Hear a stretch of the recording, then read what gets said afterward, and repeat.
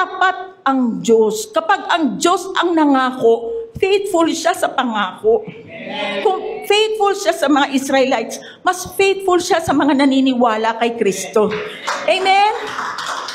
Kaya kung ano man ang pangako ng Panginoon, alamin mo. Alamin mo. Kasi hindi babalik sa Panginoon ang kanyang salita ng walang kabuluhan. Pag narinig ng Panginoon, alam ng anak ko ang mga pangako ko sa Kanya. Amen? So last 2 Sundays, no, pangatlo na natin ngayon, no, pinag-aralan natin ang divine protection. Napakaganda nito, mga kapatid, beloved. Napakaganda ng Psalm 91. Na iniisip natin Old Testament, pero hindi. Lahat ng pangako ng Diyos ay yes and amen. So kahit nasa Old Testament, at ngayon, napapanahon na mapag-aralan natin ang Psalm 91 dahil sa kalagayan ng ating mundo. Amen? So pinag-aralan natin yung verses 1 and 2. Ito yung foundation. Dito nakita natin ang kahalagahan ng 4 na pangalan ng Diyos na nandoon sa Psalm 91. At bukod doon, kapag ikaw ay nagdedwell sa Panginoon, ano ba yung pag-iingat ng Panginoon pag nagdodwell ka doon sa verses 1 and 2? So basahin natin Psalm 91 verse 1 and 2. Sabay-sabay tayo. He who dwells in the secret place of the Most High shall abide under the shadow of the Almighty. I will say of the Lord, He is my refuge and my fortress, my God, in Him I will trust. Kung gusto niyong balikan, ina-upload naman yan sa YouTube, sa Facebook, sa Apple, sa Spotify. Balikan natin. Kasi minsan may namimiss tayong napapakinggan. Tapos doon marireveal pagka binabalik-balikan niyo yun. Amen? So, Jesus has made provision for us to live above fear in times we are in. No? Pansinin niyo yung paligid. Pansinin niyo. Di ba? Kung nakikinig kayo ng balita, naghahanap buhay lang. No? Saan natagpuan yung kanyang katawan? Tinapon. Nabalitaan niyo yan? Ha? Naririnig niyo ba yung mga naglalakad lang na iisnatchan, di ba? So, kakaiba na talaga ang panahon natin kasi we are on the last days. Pero sinabi na yan ng Panginoon noon pa. No? Nagkaroon na ang Panginoon ng propesiya tungkol sa last days na yan. At hindi naman tayo matatakot. Bakit? Kasi lagi nating kasama ang Diyos. Kaya dapat alam natin yun sa Psalm 91, di ba? He who dwells, kung sino ang nagdudwell sa Panginoon, nandoon ang divine protection niya. Kaya hindi ka matatakot eh. Amen? So, tignan natin yung propesiya ng Panginoon. Jesus predicts the events of these last days. Are we in the last days? Yes, we are in the last days na. Nasa huling panahon na po tayo. So, Matthew 24 verse 3. Habang si Jesus ay nakaupo sa bundok ng mga olibo, palihim siyang tinanong ng kanyang mga alagad. Here are the questions. 3 yung questions dyan. Kailan po ba mangyayari ang mga sinabi ninyo?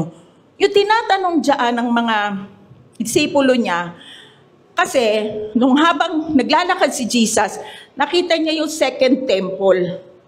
No, sabi niya, yung second temple na yan, magigiba yan. Mawawala yan, babagsak yung second temple na yan. Okay? So, yung tinanong ng disipulo niya, kailan po ba mangyayari ang mga sinabi ninyo? Yun, yung second temple. Kasunod na tanong, ano po ang magiging palatandaan ng inyong muling pagparito? At ng katapusan ng mundo. Ito, may insert prophecy rito sa verse na ito.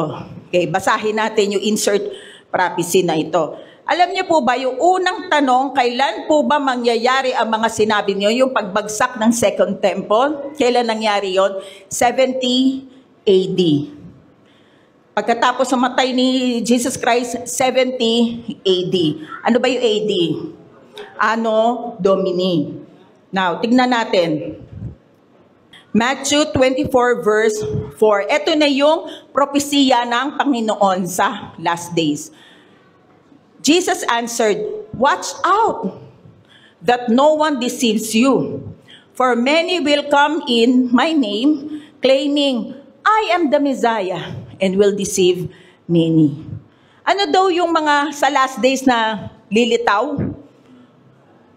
Spiritual deception. Sinasabing, ako ang tagapagligtas.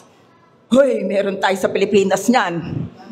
Ay, sikat. Sino yun? Si Kubuloy, di ba? Nung una, siya daw ang appointed son, biglang siya na ang Father God. Di ba? Sa social media nakita ko may Korean Jesus na rin. Di ba? Spiritual deception, dumadami sila. Nagkakalat na sila. At sa religion, spiritual deception sa religion. Merong religion na hindi ina-acknowledge na Diyos si Kristo. Tao lang siya. May religion din na nagsasabi na si Hesus Kristo ay isa lang prophet or small God. Tapos ibang spiritual deception, di ba? Kahit hero ng bansa natin, Diyos. So kumakalat na sila, dumadami na sila. Naniniwala kayo? Madami na sila. Ano pa yung makikita nating signs ng last days? Wars and rumors of wars. You will hear of wars and rumors of wars. But see to it that you are not alarmed. Such things must happen. But the end is still to come. Pag nakikita nyo yan, hindi pa naman talaga end. Kaya lang, sign yan na malapit na. Okay? Nation will rise against nation and kingdom against kingdom. Di ba merong war? Nagkaroon lang sila ng ng pahinga. Nagpahinga lang muna sila. Pero ngayon, yung mga terorista ngayon, nabasa nyo ba sa news, nagpapasabog ngayon. Bigla na lang, boom, sasabog yung isang lugar. Tama? So, rumors of wars, hindi lang naman sa bansa, miski sa ating bansa, nagkakagulo, away sa politika. Civil war, meron ding civil war sa iba't ibang wag na tayo lumayo. Away sa kapitbahay, away sa pamilya. Di ba? Wars and rumors of war. Bakit? Kasi yung peace Sino ba ang peace natin? Si Christ. Kung ang peace ay nasa iyo, peaceful ang pamilya, peaceful ang kapitbahay, peaceful ang country, peaceful. Kaya lang, ang mga tao, hindi kinikilala ang peace na yan. Hindi kinikilala si Jesus Christ. Pero sign yan ng pagbabalik niya. Ano pa? Economic recessions and natural calamities. Matthew 24, verse 7b and 8. There will be famines and earthquakes in various places. All these are beginning of birth pains. Alam niyo, nagle-labor na, babae. Yan, nagle-labor na. May nagugutom ba? Yes. Sa taas ng bilihin, nag-i-inflation, may recession. Magkano na lang ang sahod ngayon? 750, na ba? Tama na ba? 750 na ngayon? Abay, pagka namili kayo, 1,000 mo, kukunti lang Kulang na kulang. So, ano mangyayari pagka nagtaas pa ng bilihin? Pwede, yung mga may-ari, hindi na kayang paswelduhin yung tao, pwedeng magtanggal ng trabaho. Yung iba, magsara ng trabaho. Gutom. Famine. Tama? Meron ding mga sa ibang bansa naman, tagtuyot, sobrang tagtuyot, famine. Sabi diyan, earthquakes, sunod-sunod na ang earthquakes sa Japan.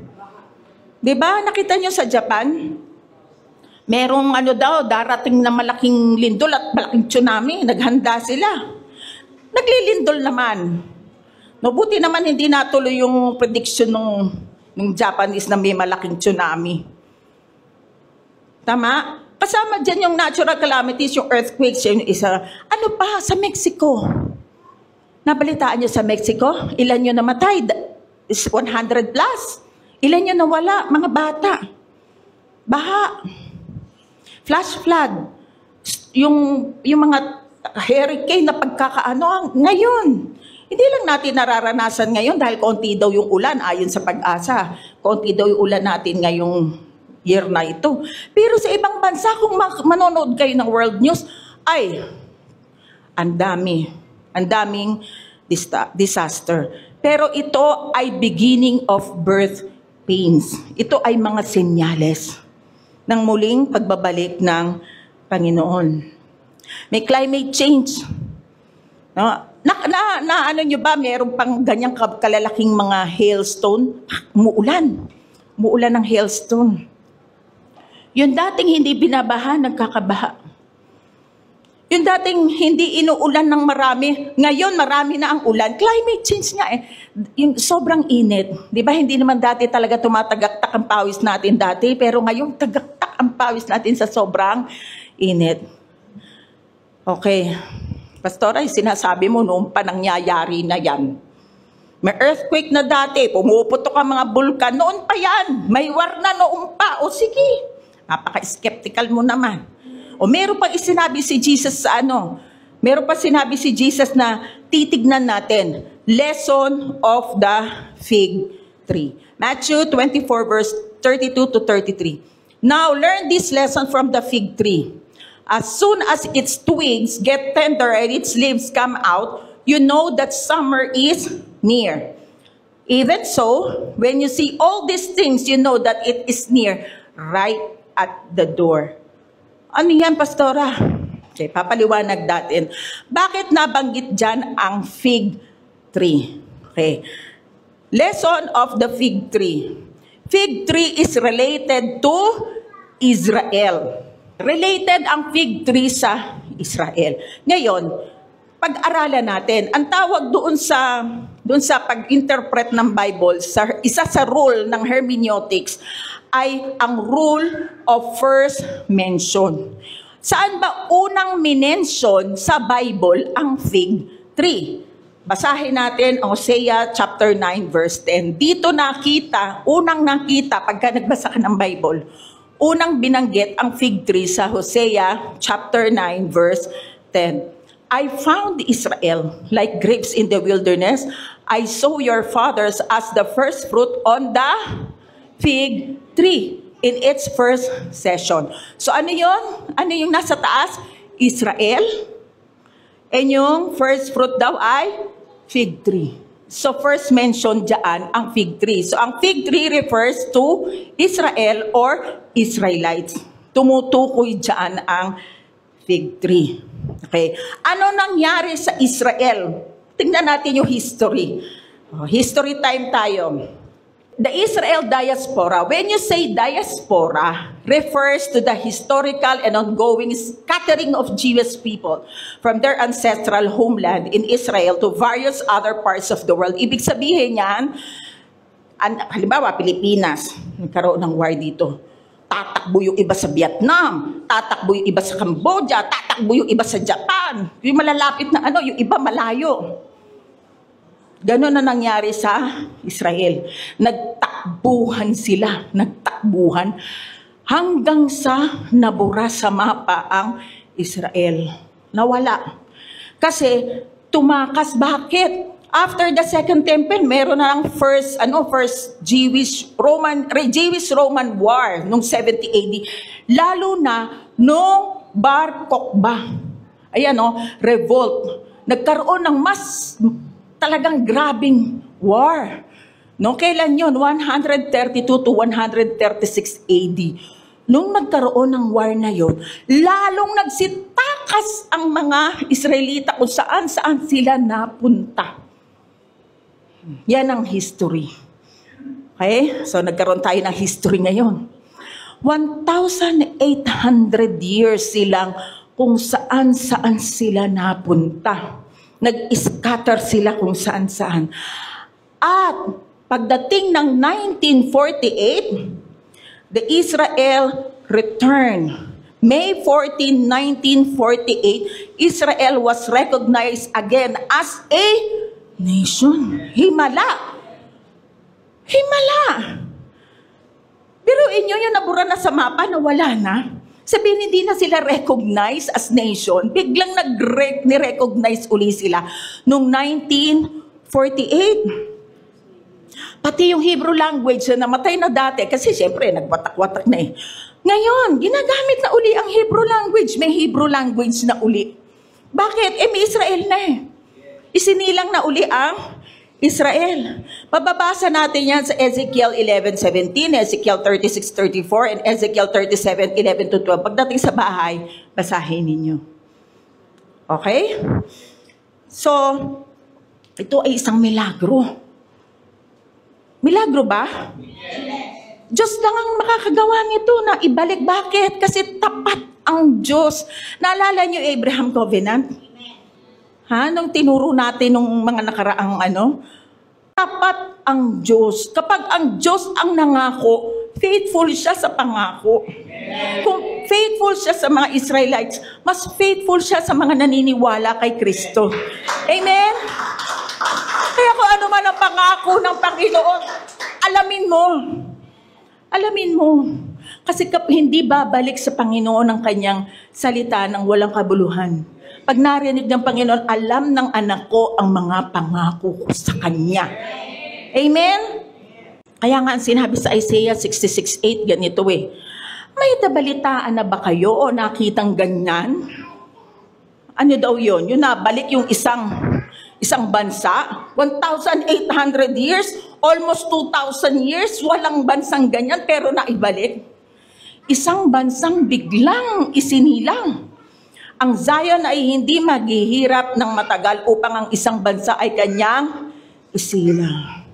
What a great God. Tapat siya sa pangako sa Israel. Amen? Nung naisilang yung bansa na iyon, mayaman sila. Diba sila lang yung mayroong Iron Dome? Alam niyo yun? Kapag tumira ng missile, para bang meron silang shield, sila lang ang bansang may ganun. Kaya hindi sila matira ng mga missile nung kalaban nila eh. Kasi meron silang Iron Dome. Not to mention, no?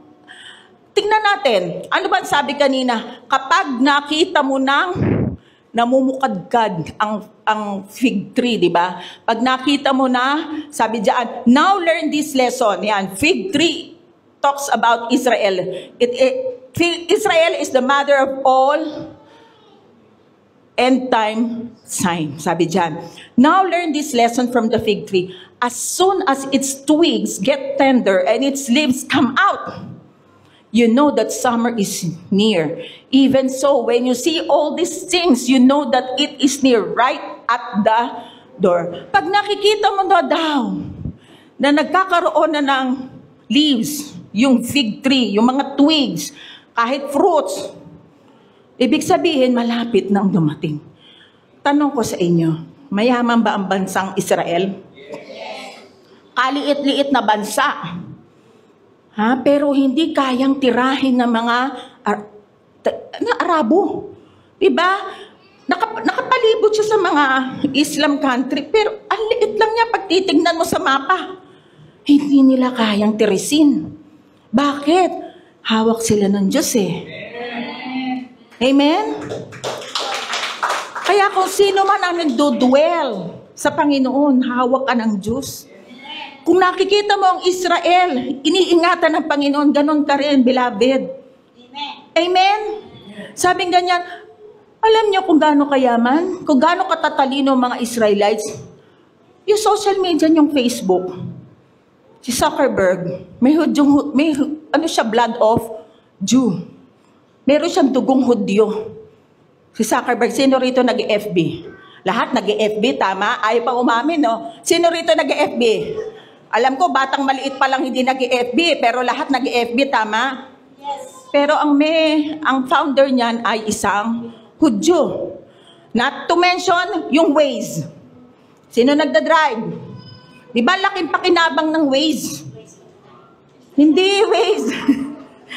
ways na i-direct ka sa lugar. Diba? Apakalaking tulong, pero ang nag-imbento niyan, Israelites. Marami pa. Pati yung Microsoft, Viber, yung USB na external drive, lahat yun. At ang dami pang iba dahil ang talino nasa Israelites. Pero mas matalino tayo. We have the mind of Christ. Amen? Sa 1 Thessalonians 5:9, sabi diyan, "For God did not appoint us to suffer wrath, but to receive salvation through our Lord Jesus Christ."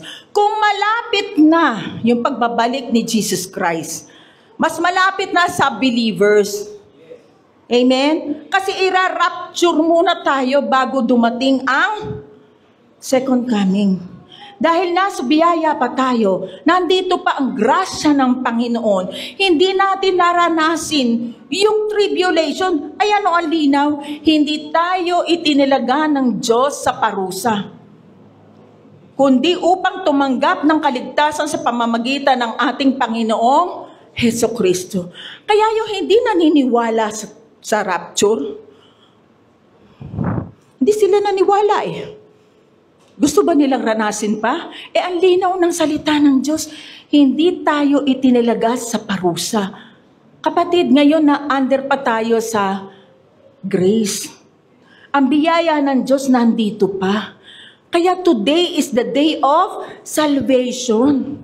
Hanggat makikilala mo si Jesus, kilalanin na. Dahil kapag ka nawala na ang biyaya, kinuha na ang mga naniwala sa Panginoon, dadating na ang tribulation. May wrath pa rin, pero wala na tayong nasa biyaya. Hindi na natin raranasin pa yon.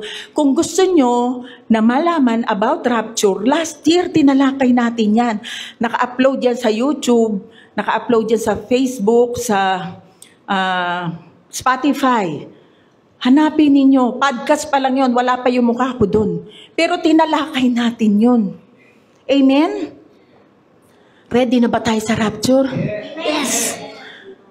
Ready na tayo. Bakit? Hindi nakatingin sa atin ang Diyos. Nakatingin siya kay Kristo na ating tinanggap. Amen? So, hindi by performance, hindi by behavior. Basta tinanggap mo si Hesukristo ng buong buo na siya lang ang tagapagligtas mo, kasama ka sa rapture. Amen? Wow. Napakabuti ng Panginoon. Now, let us continue Psalm 91 verse 3. Pinakita ko lang kanina kung gaano nakalapit yung rapture, gaano nakalapit ang second coming. Actually, 1948 to 2025, 77 years na po. Meron pang malalim na katuruan yan, pero tsaka ako na yun didiscuss. No? Isang generation sa Bible, pwedeng 100, pwedeng 80, pwedeng 70, nakalagpas na tayo sa 70. Pero no one knows the day and the time ng pagbabalik ng Panginoon. Pero makikita mo yung mga senyales. Kaya pinag-uusapan natin ang Psalm 91 para tayo ay lalong mamangha sa Panginoon na tayo pala'y iniingatan niya. So Psalm 91 verse 3. Surely, He shall deliver you from the snare of the fowler and from the perilous pestilence. Pag sinabing surely, sigurado, tiyak, di ba? Not maybe. Not sometimes. Tiyak na tiyak, surely. Tapos sino yung He shall? Sino ba yung tinatawag na He dyan? Si Lord. He shall. Pag sinabing He shall, ako. Definite ako. Hindi niya sinabi dyang He might. Kapag ka sinabing He might, pwedeng gawin, pwedeng hindi. Kasi, He might. Hindi. Definite siya. He shall. Surely. Grabe, diba? Dalawa. Surely na, He shall pa. Surely He shall deliver you from the snare of the fowler. Ano ang deliver sa Hebrew? Natsal. means to snatch away, to rescue, to escape. No? I-rescue ka ng Panginoon. I-deliver ka. Sure na sure. Now, ano yung the snare of the fowler? Pag-usapan natin yung snare of the fowler. Ang snare of the fowler, yung snare, trap for catching animals. Yung fowler, professional bird catcher. Yun yung mga naninila ng mga wild birds. Yun yung fowler. Okay, so naglalagay sila ng trap. Ang tawag doon snare. Snare of the fowler. The Bible depicts the devil is a fowler. Naninila sila. Ito pakatandaan ninyo kapatid. Hindi na magagalaw ng demonyo ang ating espiritu. Amen? Selyado na ito ng banal na espiritu. Ano lang ang pwedeng gawin sa atin ng kaaway kapag hindi tayo conscious that we are the righteousness of God.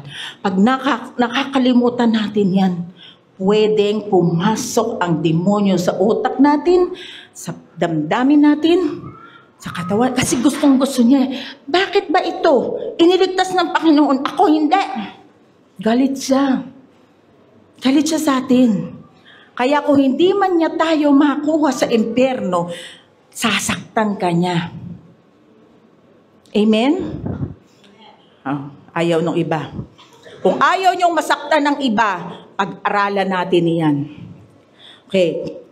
Ang dyablo, nagnanakaw yan, pumapatay ng wawasak, hindi ang Diyos. Sabi sa John 10:10, the thief, sino yung thief? Devil, does not come except to steal, to kill, and to destroy. Kaya kung ikaw ay may sakit, hindi ang Diyos ang may bigay. Ay, blessing na may sakit ako. Napalapit ako sa Diyos. Pwede ka naman walang sakit na lumapit ka sa Diyos. Bakit gusto mo pang may sakit ka? Diba? So, ang sakit ay hindi blessing ng galing sa Diyos. Papagaling nga siya eh. Amen? Nung nandito nga siya sa lupa, lahat ng lumapit sa kanya, pinagaling niya. Tapos sasabihin mo, ang Diyos ang may bigay ng sakit? Hindi. Maaaring meron kang mga habit na ginagawa kaya ka nagkasakit. Maaaring bigay din talaga ng dyablo. Naunawaan? Amen. Yes, nakatira tayo sa fallen world. Dahil si Adam nag-commit ng high treason. Ibinigay ni Adam ang authority kay Satan. Kaya si Satan ang namumuno ngayon sa mundo. Ang tawag nga ni Paul sa demonyo, the prince of the power of the air. Ephesians 2. Andyan lang siya. Andyan lang siya, lilipad-lipad, naghahanap ng maninila. Gusto mo magpasila?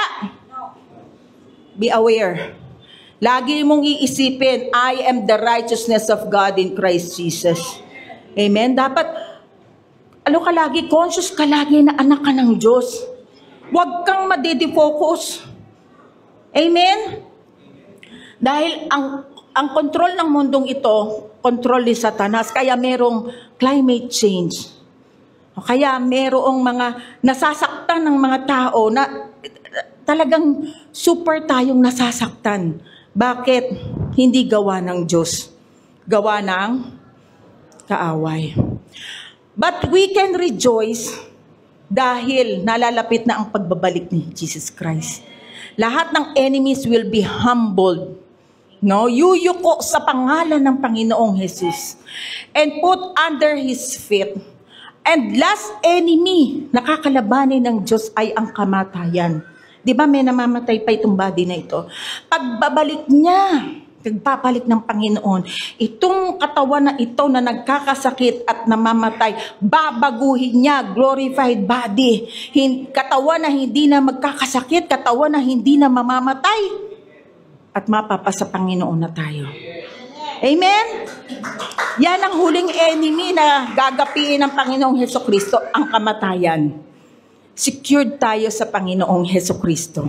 Kaya hindi na tayo matatakot. Okay? May mga Kristiyanong namamatay, pinag-pray naman. Win-win situation. Yung iba talagang gusto pang mabuhay, gumaling. Yung iba nakita si Jesus, ang ganda mo, Jesus, sama na ako. Win-win situation. Kung sumama siya kay Jesus pa rin siya pumunta. Amen? Amen. So, ang reminder sa atin ng Bible, sa Ephesians chapter 6 verse 11, sabi dyan, put on the full armor of God so that you can take your stand against the devil's scheme. So may scheme ang demonyo. Meron siyang plano na sirain ka. Ano ba yung mga strategies ng devil? Marami, iba-iba. Kung ano-ano, para lang masira ka. Amen? Para lang saktan ka. Okay, magbibigay ako ng mga example sa mga trap ng devils. Number 1, the first trap. Okay? Number 1, the trap of twisted truth. No?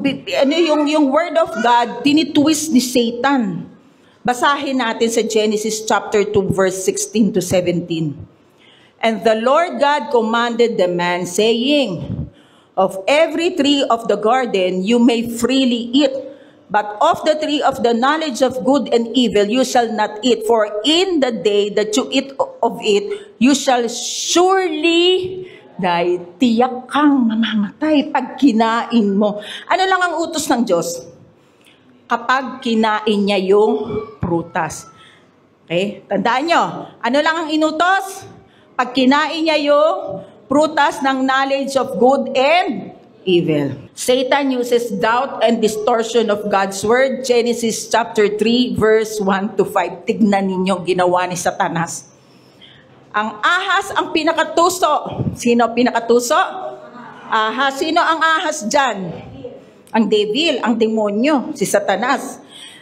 Sa lahat ng hayop na nilikha ng Panginoong Yahweh, isang araw, tinanong nito ang babae, totoo bang sinabi ng Diyos na huwag kayong kakain ng anumang bungang kahoy sa halamanan? May kilala kayong ganyan? May baga na, pinaaapoy pa. Mga marites. Hoy, narinig mo ba? May kilala kayong ganyan? Narinig mo ba? Hoy, totoo ba? Napalitaan mo ba si kumparit, si kumare? Gaway daw, nag-iwalay na. May kilala kayong ganyan? gawa ni Satanas yun. Tingnan nyo. Sumagot ang babae. Sabi ni Eva, maaari namin kainin ng anumang bunga sa halamanan. Lahat daw pwede niyang kainin. Huwag lamang ang bunga ng puno ng nasa gitnang iyon. Ang tinutuko, yung tree of the knowledge of good and evil. Sinabi ng Diyos na huwag naming kakainin. Tama naman yung sinasabi ni Eva, di ba? Huwag daw kakainin. Nihihipuin man ang bunga nito. Sinabi ng Diyos yun? No. Ang sabi lang, kaya kanina ko sa inyo na ang sinabi lang ng Diyos, huwag niyong kakainin. Pero pagdating kay Eva, binugahan na siya ng kapangyarihan ni Satanas. Nalito na siya. Hindi na niya alam yung mga sinasabi niya. Hihipuin, dinagdagan na niya yung sinabi ng Diyos. Ang mga chismis, ganun dagdag, bawas. Diba? Kaya marami nag-aaway. Tuloy natin ito. Sinisingit ko lang yun. Sinabi ng Diyos na huwag namin kakainin, hihihipuin ang bunga nito. Kung kami raw ay kakain nito, mamamatay kami. Kita mo, may dagdag na. Hindi naman sinabi ng Diyos na hipuin wala. Ang sinabi lang, huwag niyong kakainin. Ngunit sinabi ng ahas, hindi totoo yan. Hindi kayo mamamatay. Tingnan niyo mga solsol. Hindi kayo mamamatay. Sinabi lang yan ng Diyos sapagkat alam niya kung kakain kayo ng bunga niyon ay makakaunawa kayo. Kayo'y magiging parang Diyos at malalaman ninyo ang mabuti at masama. Ang galing talaga. May betsi ng dila. Ikaw naman, ay oo nga. O nakalimutan mo na yung stand mo sa Panginoon, na kayo ng Panginoon ay lumalakad, masaya kayo nakikipag-fellowship, kakapakinig mo, naging kaibigan mo ito, sinulusulang ka, huwag ka na dyan, alis na tayo, huwag ka na dyan, punta na tayo dito, gawin natin ito, masaya dito, total pinatawad ka naman, inabuso mo ang biyaya. Ang tanong, tunay nga bang tinanggap mo si Jesus para abusuhin mo ang biyaya? Kapag tinanggap mo ang Panginoong Jesus, ayaw mo nang bumabad sa kasalanan. Agad mong sinasabi, ayoko yan. I am the righteousness of God in Christ Jesus. Anak ako ng Diyos. Ayoko yan. Kagad i-remind sa'yo ng banal na Espiritu, anak ka ng Diyos, anak ka ng Diyos, alis ka na dyan, huwag mo nang gawin yan, huwag kang pasulsul kay Satanas. Minsan ginagamit talaga ni Satanas yung bibig ng tao eh. Be aware. Ang gawin mo, magdasal ka, Panginoon. Bigyan niyo po ako ng discerning spirit. Holy Spirit, gabayan mo ako. Kaya ka nililigtas ng Panginoon. Dinideliver ka ng Panginoon sa trap ng kaaway. Amen? Si Eva naman, naniwala. Ano ang pumasok sa kanya? Pride. Magiging singtalino ako ng Diyos. Di ba yung ganon? Yung mga tao, galing ko. Ako to. Walang makakakaya niyan. Ako gumawa niyan. Ay, ako yung ano dyan, sikat. Di ba? Yun yung self-righteousness. Wala na yung biyaya ng Panginoon doon. So, ganun yung pumasok kay Eva. Kasi nakinig siya sa bulong ng devil. Amen? So, wag tayong makikinig sa bulong ng devil. Pinakamaganda, magdasal tayo, makinig tayo sa banal na Espiritu, magbasa tayo ng Bible, makinig tayo ng mga salita ng Diyos. Na kung saan lalakas ang ating spiritual na pakikipag-ugnayan sa Lord. Amen? So, ano pa ang mga principle na makukuha natin dito? Kapag ka may misunderstanding sa loob ng bahay, or sa opisina, or sa mga kaibigan, ano ang principle? Huwag makinig sa solsol. Baka iyon ang ginagamit ni Satanas para hindi na lumala ang situation. Confirm ninyo sa totoong tao. Wag yung sinabi ni ganyan. Ay, sinabi pa talaga. Di naman sinabi nun eh. Punta ka, sinabi mo nga ba? Tapos hindi pala sinabi. O hindi, ay hindi mo pala sinabi. Sige, bati na tayo. Wala na. Okay na yon. Nakuha? Amen. Nakuha? Amen. So going back. Kung paano ni-redeem ni Jesus Christ yung senaryo na yon. No? Unti-unti nang nire-redeem ni Jesus Christ yung senaryo na yon. Nung 40 days, nag-fasting si Jesus Christ. Tinukso siya ng demonyo. Ni-redeem, unti-unti na tayong nire-redeem. Yung senaryo na yon na ulit. Okay. So Matthew chapter 4 verse 3 to 4. During that time, the devil came and said to him. So, nag-fasting yan nag-fasting si Jesus Christ eh. Dinala siya sa mataas na bundok. Sabi niya, if you are the Son of God, tell these stones to become loaves of bread. If you are the Son of God. Tanong. Kung ikaw ay anak ng Diyos, sabi ng Diablo, hindi ba alam ng Diablo na anak ng Diyos si Jesus Christ? Ha? Tingnan niyo yung deception. Dinidistort niya ang word of God. At ang sabi nung nagkaroon ng transfiguration, ano nawala dyan? Sabi ni God sa transfiguration, this is my beloved Son. Ano nawala? Beloved. So ganyan si Satanas, dagdag, bawas. Dinidistort niya ang salita ng Diyos. Pero hindi umubra kay Jesus Christ yun. Hindi umubra, sabi. But Jesus told him, no. The scripture says, people do not live by bread alone, but by every word that comes from the mouth of God. 3 beses siyang tinukso. 3 beses din siyang sinagot ng Panginoon ng Word of God. Pinakikita ko lang dyan na si Satanas nagdadagdag bawas. Kaya mainam talaga, aware tayo sa salita ng Diyos. Dapat alam natin. Pag ikaw may sakit, dapat alam mo yung verse. Ano ba yung verse kapag may sakit ka? Binigay na ng Lord, parang awa mo na. Kaawaan mo ako. Have mercy on me, Lord.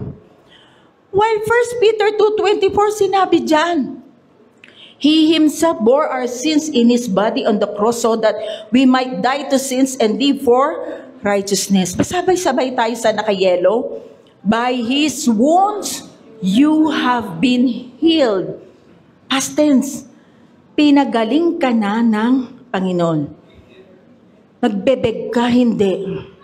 Huwag kang magbeg. Binigay na ng Diyos ang kagalingan sa'yo. You have been healed. Diba? Tapos na, pinagaling ka na. Ano lang, it's a matter of faith. Walk by faith and not by sight. Lumakad ka sa pananampalataya, huwag ka sa nararamdaman mo. May masakit sa'yo, tumayo ka. Kumilos ka ng hindi, parang wala kang sakit. Yun ang pananampalataya. Amen? Gusto ba ng Diyos na kahit pa paano maunlad ka, hindi ka nagugutom? Gusto ba ng Diyos yun o ayaw? Gusto. Alamin mo yung verse sa Bible. Bigyan ko yun ng isa. Maraming verse, pero bigyan ko kayo ng isa. 2 Corinthians chapter 9, verse 8. And God will generously provide all you need. Sinabi ba dyan, Sam? All you need, lahat ng pangangailangan mo. O pangangailangan na hindi luho. Lord, bigyan mo naman ako ng pang shopping. O kaya, pang online gaming. Bulong ni Satanas ang online gaming na yan. Buti na lang. Hindi na yan inano ngayon ng ating batas. Inaalis na online gaming in Jesus' name. Yung need mo, ibibigay at ipagkakalob ng Panginoon. Ito yung magandang promise. Then you will always have, everything you need and plenty left over to share with others. Wow! Sobra pa yung pagkain mo.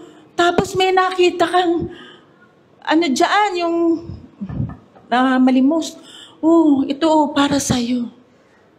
Wow! Ipaprosper ka ng Lord para may pantulong ka sa iba. Amen? Pero tatandaan mo hindi ipaprosper ni Lord ang luho mo. Amen? Pero kung marunong ka talagang humawak at tumutulong ka, lalong pagpapalain niya ng Panginoon. Amen? May gumugulo sa isipan mo. Okay, sabi ba, di ba, Prince of Air daw si Satan. Hoy, galit sila sa'yo. Hoy, wala ka nang kakainin bukas. Hoy, pinag-uusapan ka dyan. Hoy, hindi ka na sikat. Laos ka na. Kamatay ka na. Worse, di ba? Ang dami nagpapakamatay ngayon Totoo. Lalo na sa ibang bansa, sa Korea, sa Japan. Ang tayo nagpapakamatay. Bulong ni Satanas yun.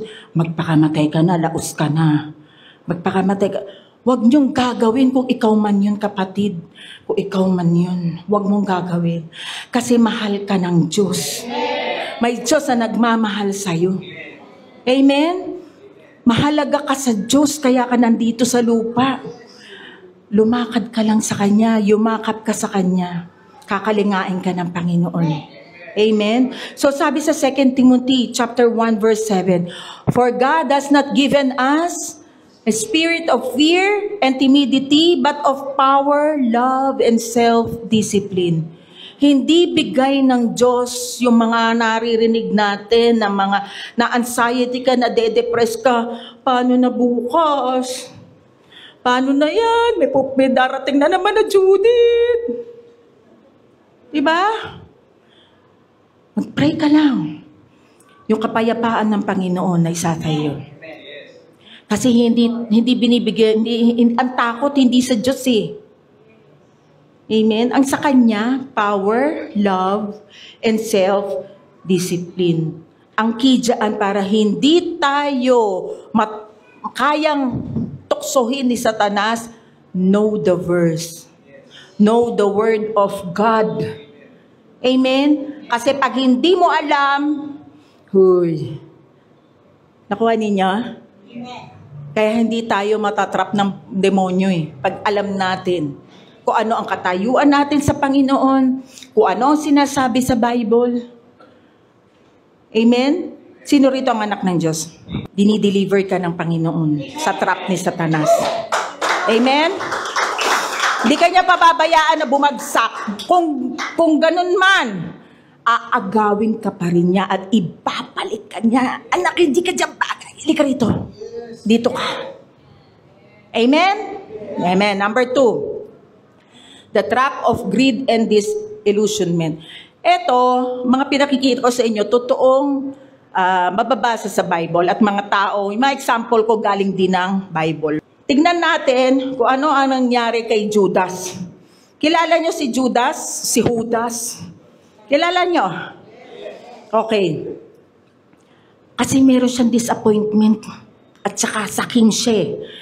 So, nasa puso na niya yung kasakiman. Nasa puso na niya yung disappointment. Bakit siya na-disappoint? Hindi siya makakuha ng maraming pera. Naalala niyo yung si Jesus binuhusan ng pabango? Ha? Oh, ba't binuhus mo yung pabango na yan? Ang mahal-mahal niyan. Kasi iniisip niya, wala akong makukulimbat, pambihira ka, binuhus mo yung pabango, bubulsa ka yung ibang pera dyan. Diba? Yun ang ni Judas, greedy siya eh. Tsaka disappointed. Kaya sa loob niya, pumasok si Satanas. Internal access. Saan pumasok? Ang access niya nasa damdamin. Yung isa, yung kanina ang access nasa isip. Kasi dapat alam mo. Ito, ang access sa damdamin. So nagkaroon ng greed and disappointment. Anong ginawa niya? He betrayed Jesus Christ. Diba pinagkanulo niya? Magkano? 30 pieces of silver. Tapos, nung pinagkanulo niya, sabi niya, nakakahiya naman, pinagkanulo ko. Diba? Paano niya pinagkanulo? Sabi niya doon sa mga huhuli, kung sino hahalikan ko, yun yung hulihin nyo, yun yung Jesus. Kinis niyang ganyan, binitray niya sa kiss. Binalibag sa kanya yung 30 pieces of silver. Makat mo na konsensya. Dapat pala, hindi ko yun ginawa. Dapat pala yun. Ano nangyari? Nagsisi siya? Kinondem niya yung sarili niya. Kinondem niya hanggang siya ay magpakamatay. Kinondem na niya yung sarili niya. Hindi niya nakita na si Jesus Christ mapagmahal, mapagpatawa. Ang tagal niyang kasama, 3 taon, hindi niya yun nakita. Pero kinondem niya yung sarili niya at nagpakamatay. Kaya huwag kayong magpapakamatay kung sino man, mga kapatid. Hindi gusto ng Diyos na nandiyan ka sa sitwasyon mo ngayon. Iaangat ka ng Diyos. Lumapit ka lang sa Kanya. Amen? Pagka disappointed ka sa mga bagay-bagay, no, tayo, pag disappointed tayo sa mga bagay-bagay, ano ang damdamin natin? Down, naiinis, magiging bitter ka, magiging bitter tayo pagka ganun. Lahat na, halimbawa, disappointed ako dyan sa taong yan eh. So lahat na lang ng kilos ng tao na yun, kahit tama, inis ka. Pasikat lang yun. Pasikat. Diba? Diba? Bakit? Disappointed ka eh. Tama. So wag tayo maging Judas. Kasi hindi na kayo magkakasundo. Pagka ganun, wag tayong ma-disappoint. Lagi tayong maging mapagpasalamat sa lahat ng bagay. Kung meron man dumaan sa'yo na masakit, dumaan sa'yo, Lord, thank you dahil binigyan mo ko ng kalakasan. Lord, thank you. Dumaan man ako dito sa mga bagay na ito, meron naman akong natutunan. Huwag tayong magdi-disappoint kasi ganyan si Judas. At huwag tayong maging sakim, maging mapagmahal tayo kasi una tayong binigyan ng pagmamahal ng Panginoong Jesucristo. He first loved us. Punong-puno na ng pagmamahal yung puso mo. Kaya i-overflow mo sa iba. May nakakainis talaga na tao. Minsan lumalapit lang, nakabigat talaga ng loob ko dito. Hindi ko ba alam? Baguhin mo ang utak mo. Baguhin mo ang isip mo. Lord, salamat. Ikaw nga, Lord Ako nga nakakainis noon pero minahal mo ko, Lord. Sige na, okay na. Kahit ang bigat ng loob ko dito, Lord. Salamat. Banal na Espiritu, kaya ko na siyang tiisin. Diba? Amen? Amen. Kasi una tayong minahal ng Panginoon. Number 3, the trap of lust and power. Sino kaya yan? Si David. No? Si David. Sabi nga, may old saying nga idle isolation. May old saying, an idle mind is the devil's workshop.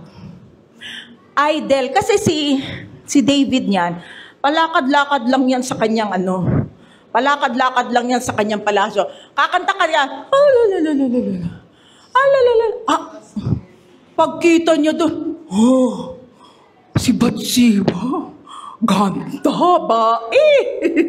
Diba? Naliligo. May nanilip. Wala kasi idle kasi ang isip niya Hindi siya nakikipaglaban, samantalang ang mga sundalo niya nakikipaglaban. Siya nandoon lang sa palasyo niya, palakad-lakad, wala siya iniisip, pakanta-kanta lang. Kaya nakita yun ng kalaban. Binulungan siya. Si Bathsheba, sabi niya ganyan. Visual temptation, he saw Bathsheba bathing, naliligo. Abuse of power, he summoned her despite knowing she was married. Sipin mo, may asawa na si Bathsheba. Halika, papuntahin mo dito yung babae na yan. Wow! In-entertain niya ang bulong ni Satanas. At yun na nga, pangit na ang nangyari. Eto pa, nag-commit pa siya ng murder. Pinatawag niya yung asawa ni Bathsheba. No? Tapos pinadala siya yung, kumbaga, front row doon sa labanan para mamatay. Alam niyo yon? Yung iba, para mawala yung guilt, may gagawing isang bagay para lang matakpan yung guilt na yon. Ganun ang ginawa ni David. Para mapasa kanya si Bathsheba, pinapatay niya sa labanan yung asawa ni Bathsheba. Pero, mabuti ang Panginoon. No? Pero, andoon pa rin ang pagpapatawad ng Panginoon. Pero, hindi tayo ligtas sa consequences ng mga ginagawa nating mali. Okay, halimbawa. Iniingatan ako ni Lord. Meron diyang kandila. Hindi ako sasaktan kasi si Lord ang aking tagapag-ingat. Toing! Ililagay mo yung kamay mo, masasaktan ka o hindi.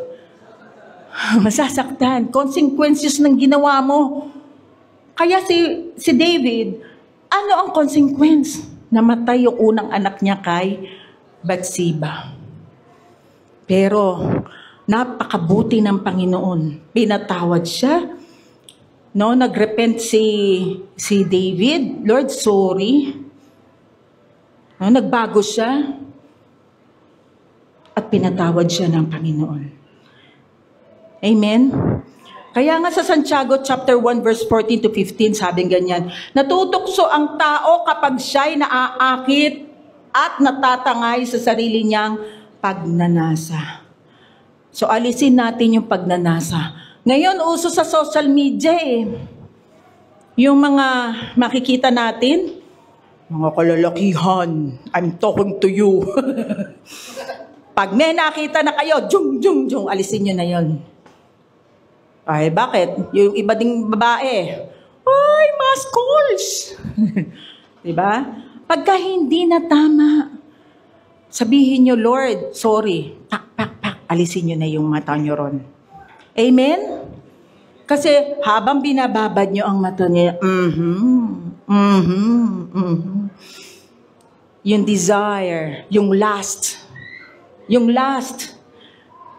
Mag-aano sa inyo, aapoy. Hanggang sa gusto mo na, maadik ka na.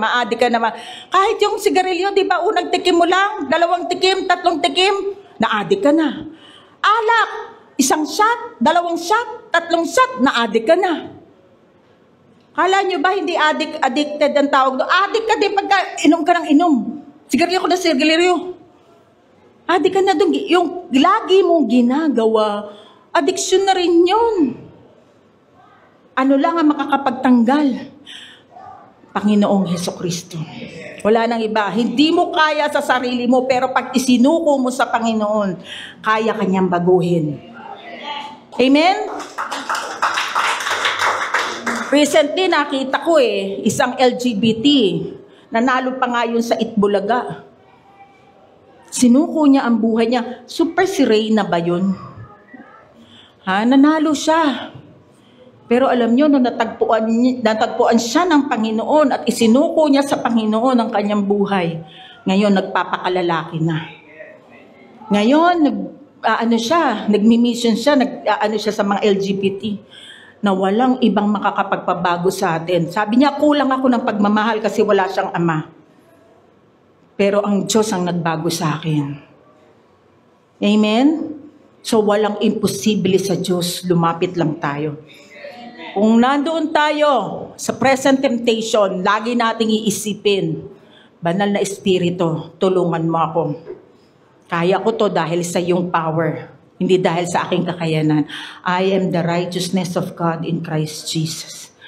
At kung natrap ka man ni Satanas doon sa sitwasyon na yon, aagawin ka ng Panginoon at ilalagay ka kung saan ka nararapat. Kaya nga ang sabi, grace does not just forgive, it fortifies. It lifts a man above temptation, empowering him to walk where once he would have fallen. Sabi dyan, hindi ka lang patatawarin ng Panginoon, kundi bibigyan ka pa ng lakas para labanan ng temptation na yan. I-empower ka niya at aakayin ka niya kung saan ka nararapat. Halika rito, anak, hindi ka dyan bagay, dito ka. Dito ka sa biyaya ko. Amen? Amen. Psalm 91 verse 3 uli. Surely, He shall deliver you from the snare of the fowler. Tapos na tayo sa snare of the fowler. Saan naman tayo uli di-deliver? From the perilous pestilence. What is the meaning of perilous pestilence? Okay. Ang perilous, ibig sabihin yan, dangerous, deadly, destructive. Ano yung pestilence? Epidemic? Di ba yung COVID-19? Plague, diseases. Now, dalawa po yan. Pwedeng physical, spiritual. Sa spiritual naman, ang pestilence sa spiritual ay ang spiritual corruption, false teachings, and sinful influences. Yung sinful influences, yan yung mga masasamang impluensya. Okay? So, ang tawag dyan, perilous pestilence. Ililigtas tayo ng Panginoon dyan. At alam nyo, totoo naman. Bakit? Ibinigay na sa atin ng Panginoon ang authority over darkness. Luke 10:19. Binigyan ko kayo ng kapangyarihang daigin ng masasamang espiritu at ang lahat ng kapangyarihan ng kaaway nating si Satanas at walang anumang nakakapinsala sa inyo. Binigyan mo ba tayo ng authority? Yes. Binigyan na tayo. Sabi dyan, Luke 10:19 sa English, I have given you authority to trample on snakes and scorpions and to overcome all the power of the enemies. Beloved, may kapangyarihan kang mag-cast out. May kapangyarihan kang mag-cast out. Sa pangalan ni Jesus, sipon. Umalis ka sa katawan ko, hindi ka karapat-dapat sa katawan ko in Jesus' name. Alam niyo, sa totoo lang, noon, ayaw ng Diyos na ikaw ay naghihirap. Kung napanood niyo ako sa 700 Club dati, umarte na ako noon. Ano bang na 2000 ano ay ba? Ano ba 'yon? 19 kopong-kopong? Meron ako. In-interview ako sa 700 Club.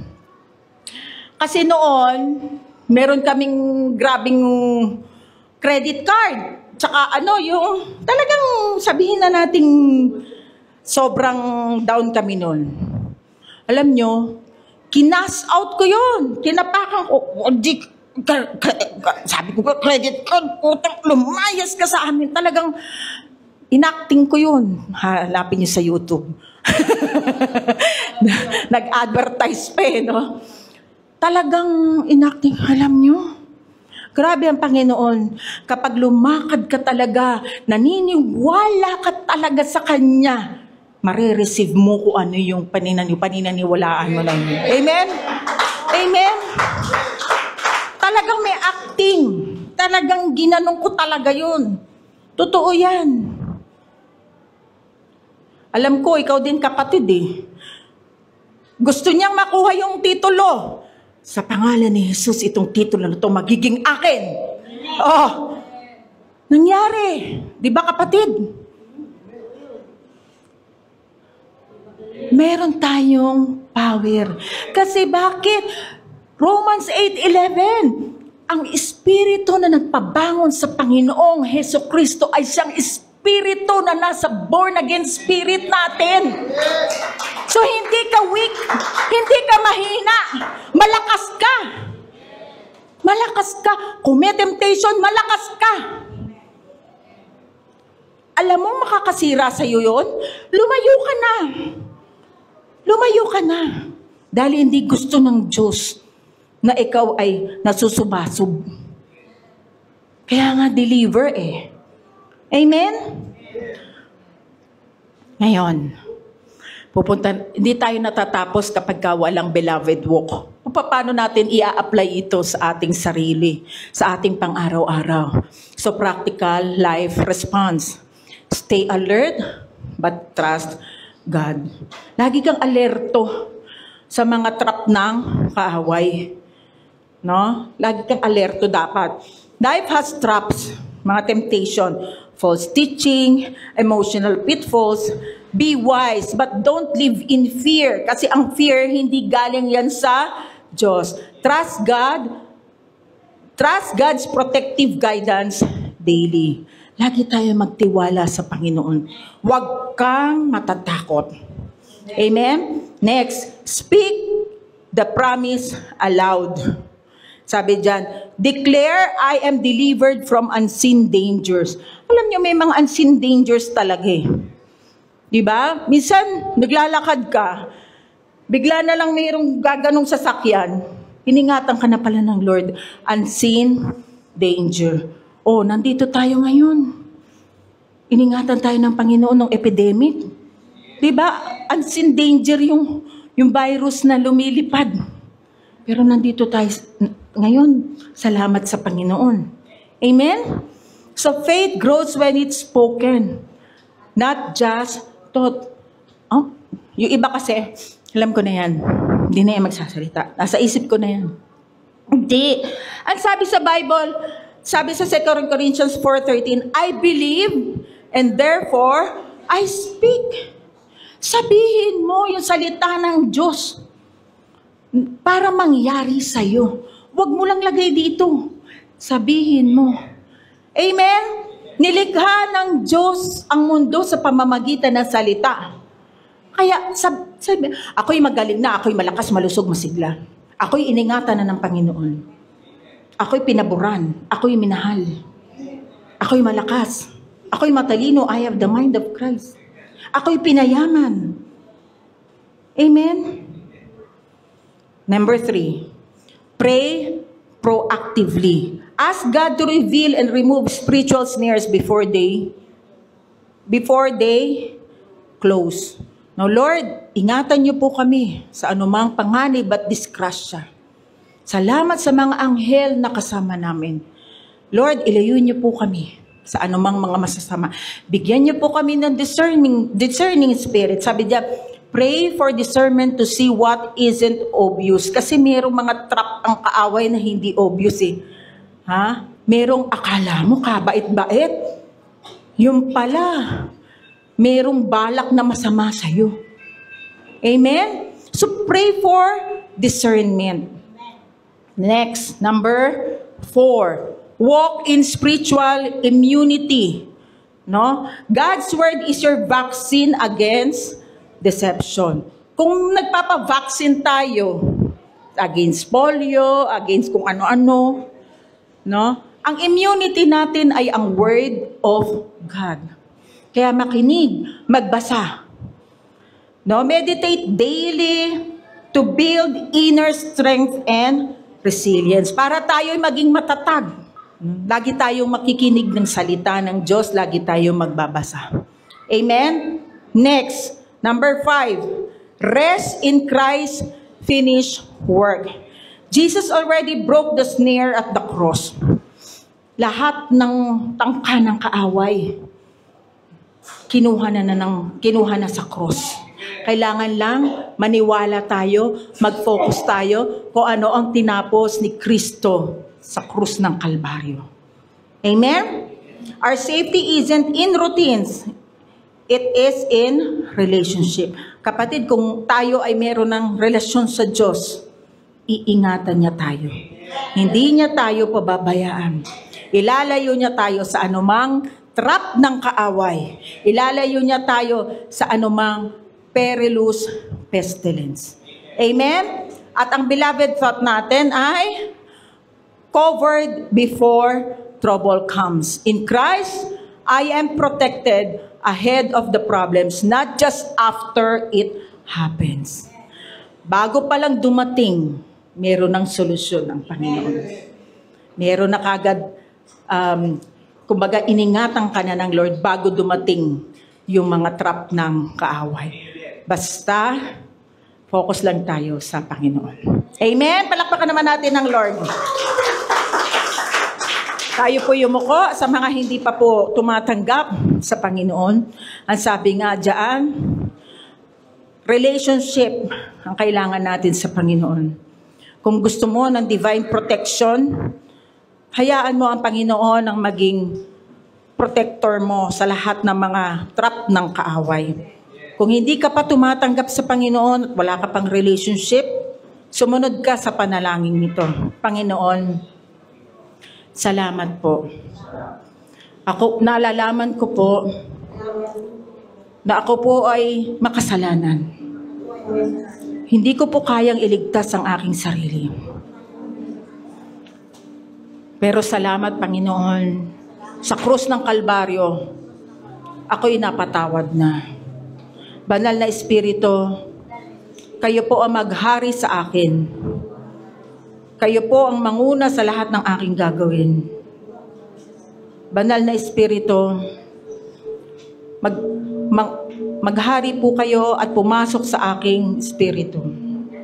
Hallelujah. Glory to you, O Jesus. Panginoon, salamat po, Panginoon, sa pag-iingat at proteksyon nyo sa bawat isa sa aking mga kapatid. Salamat po sa isang buong linggo na amin pong i-journey ngayon. Ilalayo niyo po kami sa anumang trap ng kaaway, sa anumang tangka ng kaaway, maging sa aming physical o maaaring sa spiritual. Lord, salamat sa pagliligtas niyo po sa amin. Ang sabi niyo po, kahit po sa mga sakit, kami po inililigtas ninyo. Kapatid, ilagay mo ang iyong kamay kung saan man ang may sakit sa inyo.